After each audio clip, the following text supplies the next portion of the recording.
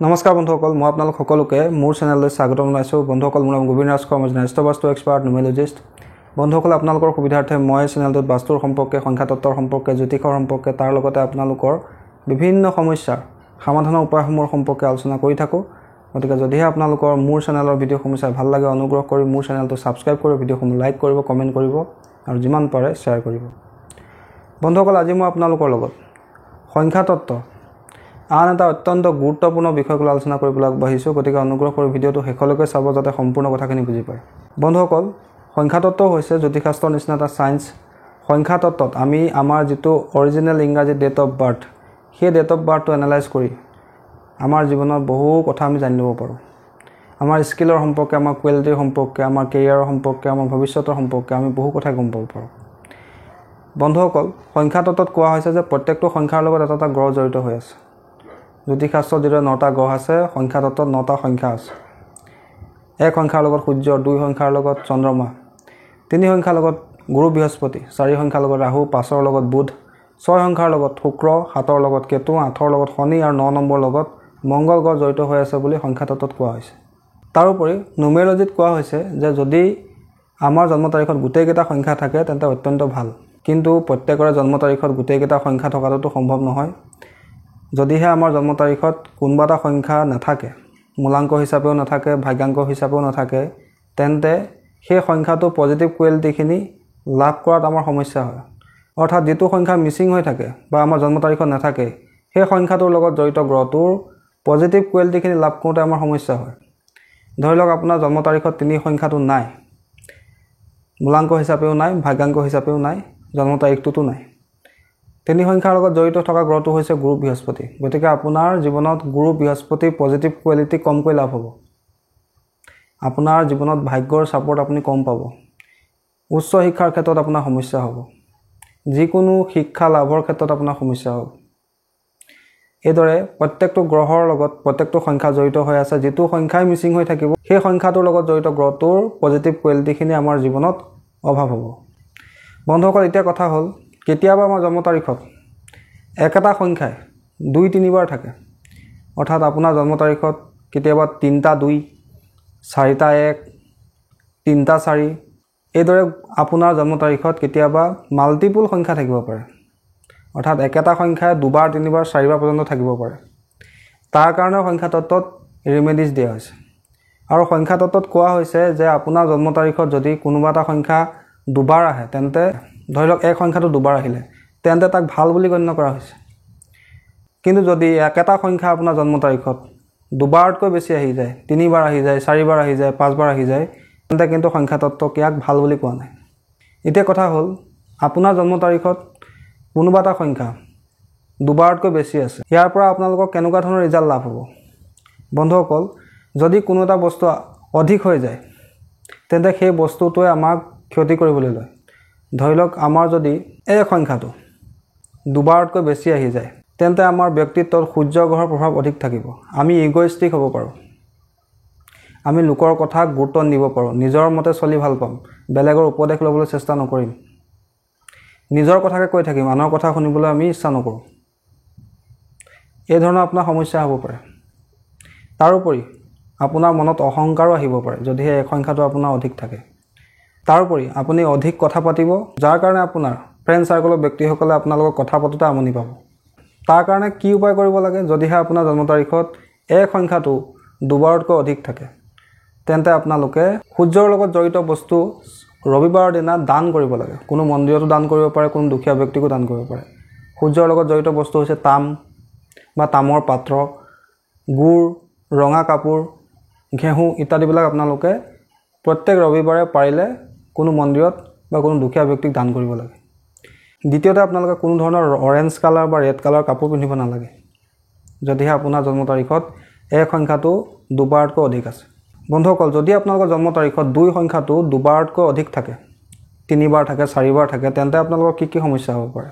2 সংখ্যাটোৰ লগত জড়িত গ্ৰহটো হৈছে চন্দ্ৰমা। চন্দ্ৰমা হৈছে ইম'চনেল প্লেনেট। আপুনি অধিক ইম'চনেল হ'ব পাৰে। আপুনি আলসুৱা স্বভাৱৰ হ'ব পাৰে, বহুত চেঞ্চিটিভ হ'ব পাৰে। কোনো এটা সৰু কথাতে আপুনি মনত দুখ পাব পাৰে। আৰু আপোনাৰ মন অত্যন্ত চঞ্চল হ'ব পাৰে। আপুনি নিজৰ সিদ্ধান্তত অটল থকাটো সমস্যা হ'ব। গতিকে তাৰ কাৰণে আপোনালোকে ৰিপিট নাম্বাৰ ৰিমেডিজ কৰিব লাগিব। কি কৰিব লাগিব?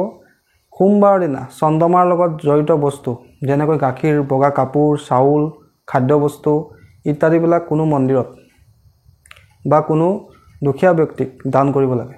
ভগৱান শিৱৰ প্ৰত্যেক দিনা আৰাধনা কৰিব লাগে। যদিহে আপোনাৰ জন্ম তাৰিখত 2 সংখ্যাটো দুবাৰতকৈ অধিক আছে, যদি আপোনাৰ জন্ম তাৰিখত 3 সংখ্যাটো দুবাৰতকৈ অধিক থাকে, 3 বাৰ থাকে, 4 বাৰ থাকে, তেন্তে কি সমস্যা হয়? বন্ধুসকল, সাধাৰণতে গুৰু বৃহস্পতিক শুভ গ্ৰহ বুলি গণ্য কৰা হয়। কিন্তু যদি গুৰুৰ এনাৰ্জি আপোনাৰ শৰীৰত অধিক হৈ যায়, তেন্তে আপোনাৰ মেদবহুলতাৰ সমস্যা হ'ব পাৰে, আপোনাৰ অবেচিটিৰ সমস্যা হ'ব পাৰে, আপোনাৰ এলাহ বৃদ্ধি পাব পাৰে। তাৰ লগতে আপোনালোকে নিজৰ জ্ঞানকে সৰ্বশ্ৰেষ্ঠ বুলি ভাবিব পাৰে, আনৰ কথা গুৰুত্ব নিদিব পাৰে, বেলেগৰ কামত ইণ্টাৰফেয়াৰ কৰিব বিচাৰিব পাৰে, আপুনি আনৰ জীৱনত আপুনি হস্তক্ষেপ কৰিব বিচাৰিব পাৰে। তাৰোপৰি আপুনি ইণ্টেনশ্যন চিকাৰ হ'ব পাৰে, অৰ্থাৎ আপুনি প্ৰত্যেকে আপোনাক গুৰুত্ব দিয়াটো, সন্মান কৰাটো বিচাৰিব আৰু কোনো ব্যক্তিয়ে যদি সেইটো নকৰে তেন্তে আপুনি অসন্তুষ্ট হ'ব পাৰে, আপোনাৰ মনত অহংকাৰৰ ভাৱো উৎপন্ন হ'ব পাৰে। গতিকে তাৰ কাৰণে আপোনালোকে 3 সংখ্যাৰ ৰিপিট নাম্বাৰ ৰিমেডিজ কৰিব লাগে। অৰ্থাৎ যদি আপোনাৰ জন্ম তাৰিখত 3 সংখ্যাটো দুবাৰতকৈ অধিক আছে, তেন্তে আপোনালোকে প্ৰত্যেক বৃহস্পতিবাৰৰ দিনা গুৰু বৃহস্পতিৰ লগত জড়িত বস্তু যেনে হালধি হওক, হালধীয়া কাপোৰ হওক, সোণ হওক, কল হওক ইত্যাদিবিলাক কোনো ধৰ্মস্থানত দান কৰিব লাগে অথবা কোনো দুখীয়া ব্যক্তিক দান কৰিব লাগে। বন্ধুসকল, যদি আপোনাৰ জন্ম তাৰিখত 4 সংখ্যাটো দুবাৰতকৈ অধিক থাকে, 3 বাৰ থাকে, 4 বাৰ থাকে, তেন্তে আপোনালোকৰ কি সমস্যা হ'ব পাৰে? বন্ধুসকল, 4 সংখ্যাটো হৈছে ৰাহুৰ সংখ্যা। তেন্তে আপোনাৰ জেদ দিনক দিনে বৃদ্ধি পাব। আপুনি নিজৰ কথামতে চলিব, কাৰো উপদেশ মানিবলৈ ইচ্ছা নকৰিব। সকলো কামতে আপুনি শ্বৰ্টকাট উপায় অৱলম্বন কৰিবলৈ চেষ্টা কৰিব। নিজৰ কাম সৰকাবৰ কাৰণে আপুনি যিকোনো ধৰণৰ ষ্টেপ ল'বলৈ চিন্তা নকৰিব। জীৱনত কিছুমান অনৈতিক কামো আপুনি কৰিব পাৰে, যদিহে আপোনাৰ জন্ম তাৰিখত 2টাতকৈ অধিক 4 সংখ্যা আছে। গতিকে তাৰ কাৰণে আপোনালোকে 4 সংখ্যাৰ ৰিপিট নাম্বাৰ ৰিমেডিজ কৰিব লাগে। কি কৰিব লাগে? ৰাহুৰ লগত জড়িত যিখিনি বস্তু সেইখিনি শনিবাৰ দিনা দান কৰিব লাগে। যেনেকৈ তিল হওক, চাহপাত হওক, নীলা কাপোৰ হওক, নাৰিকল হওক ইত্যাদিবিলাক শনিবাৰ দিনা মন্দিৰত দান কৰিব লাগে বা দুখীয়া ব্যক্তিক দান কৰিব লাগে। ক'লা আৰু নীলা কাপোৰ পিন্ধাৰ পৰা বিৰত থাকিবলৈ চেষ্টা কৰিব লাগে। বন্ধুসকল, যদি আপোনাৰ জন্ম তাৰিখত 5 সংখ্যাটো দুবাৰতকৈ অধিক থাকে, তেন্তে কিন্তু কোনো ধৰণৰ ৰিমেডিজ কৰাৰ প্ৰয়োজনীয়তা নাই। সংখ্যাতত্বত কোৱা হৈছে যে 5 সংখ্যাটো যদি আপোনাৰ 2 বাৰ আহে, 3 বাৰ আহে, 4 বাৰ আহে, তাৰ পৰা কিন্তু আপোনালোকৰ কোনো ধৰণৰ বিশেষ ক্ষতি নহয়। 5 সংখ্যাটো যিমান বেছিকৈ থাকে আপোনাৰ জন্ম তাৰিখত সিমানেই ভাল। সেই 5 সংখ্যা আপোনাৰ জীৱনলৈ ভাগ্য কঢ়িয়াই আনিব, আপোনাৰ জীৱনত ছাকচেছ প্ৰদান কৰিব। বন্ধুসকল, তাৰপিছৰ সংখ্যাটো হৈছে 6। যদি আপোনাৰ জন্ম তাৰিখ 2 বাৰতকৈ অধিক 6 সংখ্যাটো আছে, 2 বাৰ আছে, 3 বাৰ আছে, 4 বাৰ আছে, তেন্তে আপোনালোকৰ কি সমস্যা হ'ব পাৰে? বন্ধুসকল, 6 সংখ্যাটো হৈছে শুক্ৰ গ্ৰহৰ সংখ্যা। শুক্ৰ হৈছে লভ, ৰোমান্স, লাক্সাৰী, ধন টকা পইচাৰ গ্ৰহ। যদি আপোনাৰ জন্ম তাৰিখত 6 সংখ্যাটো 2 বাৰতকৈ অধিক থাকে, তেন্তে আপোনালোকৰ জীৱনত মাল্টিপল এফেয়াৰ্ছ হ'ব পাৰে। বৈবাহিক জীৱনত আপোনাৰ সমস্যা হ'ব পাৰে। ধন আৰু টকাৰ লোভ দিনক দিনে আপোনাৰ বৃদ্ধি পাব পাৰে আৰু সেই লোভত পৰি আপোনালোকে যিকোনো অনৈতিক কাম কৰিব পাৰে। বিবাহিত হোৱাৰ পিছতো আপুনি এফেয়াৰ্ছ কৰিব পাৰে। তাৰোপৰি আপোনাৰ মনত অহংকাৰো বৃদ্ধি পাব পাৰে। ধন টকা পইচা, বিলাসিতাৰ নিচাই আপোনাৰ মূৰত ধৰিব পাৰে। তাৰ কাৰণে আপোনালোকে 6 সংখ্যাৰ ৰিপিট নাম্বাৰ ৰিমেডিজ কৰিব লাগে। কি কৰিব লাগে বন্ধুসকল? প্ৰত্যেক শুক্ৰবাৰৰ দিনা শুক্ৰ গ্ৰহৰ লগত জড়িত বস্তু যেনেকৈ গাখীৰৰ পৰা বনোৱা মিঠাই হওক, দৈ হওক, কপাহী কাপোৰ হওক, চেনি, ধূপ, পাৰফিউম ইত্যাদিবিলাক কোনো মন্দিৰত বা কোনো দুখীয়া ব্যক্তিক আপোনালোকে দান কৰিব লাগে। তাৰোপৰি মহিলাক সন্মানৰ দৃষ্টিৰে চাব লাগে। বন্ধুসকল, যদি আপোনাৰ জন্ম তাৰিখত এই 7 সংখ্যাটো 2 বাৰতকৈ অধিক থাকে, তেন্তে আপোনালোকৰ কি সমস্যা হ'ব পাৰে? বন্ধুসকল, 7 সংখ্যাটো হৈছে কেতুৰ সংখ্যা। যদি এই সংখ্যাটো 2 বাৰতকৈ অধিক থাকে, তেন্তে আপোনাৰ জীৱনত ষ্ট্ৰাগল অধিক হ'ব পাৰে। আপোনাক বেলেগে বিশ্বাসঘাতকতা কৰিব পাৰে। আপোনাৰ জীৱনত বহু চেষ্টা কৰিও আপুনি মনৰ ইচ্ছা পূৰ্ণ কৰাৰ ক্ষেত্ৰত আপুনি সমস্যাৰ সন্মুখীন হ'ব পাৰে। আপুনি ভাল পোৱা বস্তুবোৰ জীৱনৰ পৰা লাহে লাহে আঁতৰি যাব। আপোনাৰ মনত বৈৰাগ্য উৎপন্ন হ'ব। তাৰোপৰি আপুনি জীৱনত যিখিনি বস্তু উপাৰ্জন কৰিব, ধন সম্পত্তি হওক, ঘৰ হওক, গাড়ী হওক ইত্যাদিবিলাক আপুনি ভালকৈ ভোগ কৰিব নোৱাৰিব। বন্ধুসকল এতিয়া কথা হ'ল যদি আপোনাৰ জন্ম তাৰিখত দুবাৰতকৈ অধিক 7 সংখ্যাটো আছে তেন্তে সেই 7 সংখ্যাৰ ৰিপিট নাম্বাৰ ইমিডিয়েট হিচাপে আপুনি কি উপায় কৰা উচিত তেন্তে বন্ধুসকল আপোনালোকে 7 প্ৰকাৰৰ শস্য যাক স্বপ্নজা বুলি কোৱা হয় এখন ৰঙা ত্ৰিকোণাকৃতিৰ পতাকা কল কলা বগা কম্বল ইত্যাদিবিলাক বৃহস্পতিবাৰৰ দিনা মন্দিৰত দান কৰিব লাগে তাৰ লগতে আপোনালোকে সদায় কুকুৰক কিবা নহয় কিবা এটা খুৱাব লাগে অৰ্থাৎ কুকুৰৰ সেৱা কৰিব লাগে বন্ধুসকল তাৰ পিছৰ সংখ্যাটো হৈছে 8 সংখ্যা 8 সংখ্যা হৈছে শনি গ্ৰহৰ সংখ্যা 8 সংখ্যাটো যদি আপোনাৰ জন্ম তাৰিখত দুবাৰতকৈ অধিক থাকে তেন্তে তাৰ পৰা আপোনালোকৰ কি সমস্যা হ'ব পাৰে বন্ধুসকল যদি আপোনাৰ জন্ম তাৰিখত 8 সংখ্যাটো দুবাৰতকৈ অধিক থাকে তেন্তে আপোনাৰ জীৱনত লিটিগেশ্যনৰ সমস্যা হ'ব পাৰে কোৰ্ট কেছৰ লগত জড়িত সমস্যা হ'ব পাৰে আপোনাৰ জীৱনত মনে বিচৰা বস্তুখিনি বহুত লাহে লাহে আপুনি লাভ কৰিব পাৰে প্ৰত্যেকটো কামতে আপুনি ষ্ট্ৰাগল কৰিব লগা হ'ব পাৰে যিমান পৰিশ্ৰম কৰিলেও তাৰ ক্ৰেডিট আপুনি লাভ কৰাত সমস্যা হ'ব পাৰে আপোনাৰ জেদ খং ইত্যাদিবিলাক দিনক দিনে বৃদ্ধি পাব পাৰে তাৰ উপৰি আপোনাৰ এডিকশ্যনৰ সমস্যা হোৱাৰ সম্ভাৱনা থাকে যদিহে আপোনালোকৰ এই 8 সংখ্যাটো দুবাৰতকৈ অধিক থাকে তেন্তে তাৰ কাৰণে কি উপায় কৰা উচিত প্ৰত্যেক শনিবাৰে বা যিকোনো মাহৰ কোনোবা এটা শনিবাৰ আপোনালোকে শনিৰ লগত জড়িত যিখিনি বস্তু যেনেকৈ লোহা হওক কলা কাপোৰ হওক মাটিমাহ হওক ইত্যাদিবিলাক কোনো মন্দিৰত বা কোনো দুখীয়া ব্যক্তিক দান কৰিব লাগে প্ৰত্যেক দিনে শনিৰ যি গায়ত্ৰী মন্ত্ৰ আছে জপ কৰিব লাগে আৰু কলা কাপোৰ ধাৰণ কৰিব নালাগে বন্ধুসকল তাৰ পিছৰ সংখ্যাটো আছে 9 সংখ্যাটো 9 সংখ্যা যদি আপোনাৰ জন্ম তাৰিখত দুবাৰতকৈ অধিক থাকে তেন্তে আপোনালোকৰ কি সমস্যা হ'ব পাৰে বন্ধুসকল 9 সংখ্যাটো যদি অধিক হয় সেই ব্যক্তিজনে যিকোনো কাম লৰালৰিকৈ কৰিব খুজিব যদি 9 সংখ্যাটো অধিক হয় তেন্তে সেই ব্যক্তিজন হাইপাৰ এক্টিভ হয় অৰ্থাৎ যিকোনো এটা কাম লৰালৰিকৈ ষ্টাৰ্ট কৰিব খুজিব আৰু যিকোনো এটা কাম কৰাৰ লগে লগে তাৰ ৰিজাল্টটো সোনকালে লাভ কেনেকৈ কৰোঁ সেই বিষয়ে চিন্তা কৰিব তাৰ উপৰি ওচৰত